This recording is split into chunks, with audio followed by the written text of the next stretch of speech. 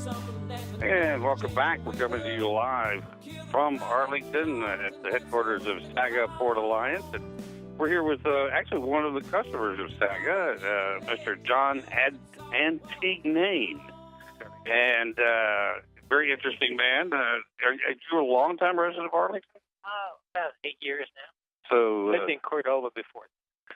in fact, I lived in Cordova. My son was just telling me he saw there was a drive-by shooting, and he said the name of the street, and he said that sounded very familiar. It was just down the street where we used to live in Cordova. Wow.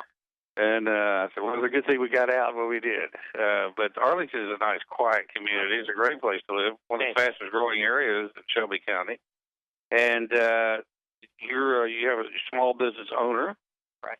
But you're also, we were talking during the break, that you're also an inventor. And I've loved your invention of the lid grabber, which, just in your mental vision here, imagine you're going into someplace to a Starbucks, a McDonald's, and you get a cup of coffee. They pour your cup of coffee, then they reach over, they grab a lid off a stack of lids, and they put the lid on their coffee, and then they take their hand and they go around the top of the lid to make sure it seals right. Right after they just made change with money that came from everywhere. And they say, enjoy your coffee. Enjoy your coffee and the 100,000 germs I just gave you for no extra charge. And you saw it in a place and said, that kind of made you sick. Exactly. And it just turned my stomach. And I said, well, there's got to be a better way. So I'm a frustrated inventor, so I went out and did X, Y, and Z and process of elimination. And then in May of 2013, I submitted a patent for a patent, and they granted me a patent a year later. And it looks exactly the same material that the lids are made from. Yeah.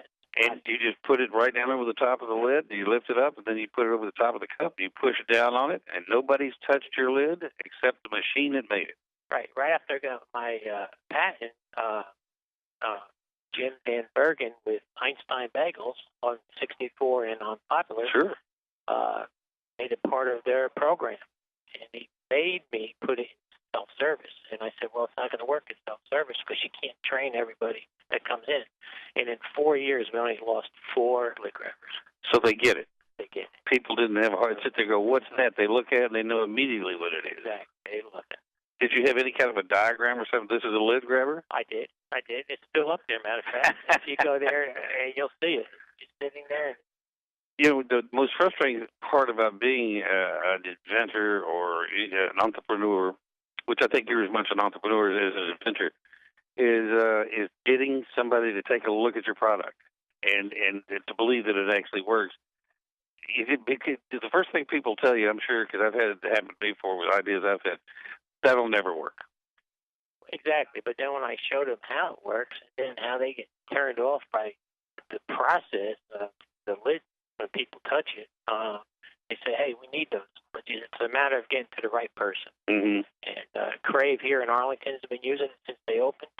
It's just a matter of, wanting to do it right. Well, I think what you do is you shame them. You do a commercial and say, if the place you get coffee isn't using these, don't get coffee there. Right. Do the reverse marketing on them. And then they come and go, you're not using a lid grabber? What's going on here? Right. You do something else here that I think is very unique, too. Every morning you get up, and while everybody else is headed to work, you go out and you make sure that Arlington is clean. Well, about 15 months ago, I retired. And my wife said, you need to start walking. So I went and started walking. And I just got so annoyed with the trash around. So I started picking up trash. And I do it 2-3 hours a day, 6 days a week. Do you have a trash grabber? I do. I've got my own invented little wheel. I knew it. Wheel buggy. And people say, oh, there's that old guy picking up trash. And, we try to keep Arlington beautiful. When I moved here to Memphis in 1978, every year Memphis would be voted one of the most beautiful cities in America because they did pick up the trash. Right. Over the years, apparently, they've gotten away from that, and I see it all along the highways and in the streets, and I even had people tell me before that they throw it out on the street because they think it's helping. Somebody has a job picking that up. But no, It's not true. No. It's you're just littering is what you're doing. Right. I'm out there picking up their sin. Well, you know that it is against the law. And if you see somebody throwing trash out of their car, you have every right to get their license plate and call them in either to the city of Arlington, to the county sheriff's office, the Memphis Police Department. Turn them in. These are not good citizens.